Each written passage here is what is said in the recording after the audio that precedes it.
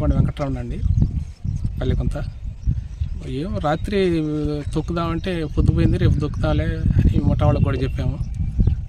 వచ్చి సందకాడ పట్ట కప్పి వెళ్ళాము, పొద్దున్నే వచ్చి తొక్కొచ్చు అని. 9 కూడా వచ్చి చూసుకొని ముక్కులు చేస్తేనే తెల్ల పట్టోడి కప్పి వెళ్ళాము. తర్వాత పొద్దున వచ్చి ముక్కులు వాళ్ళు వెళుతుంటే ఈ లోపల ఇటు చాలకు వచ్చేవాళ్ళు చూసి గొప్ప కాలిపోతున్నదంటే మేము ఆడవిడి వచ్చాము. శుభ్రం కాలిపోయింది. ఇక్కడ మొత్తం ఎన్ని ఎకరాలు వేశారు? 2 ఎకరాలండి.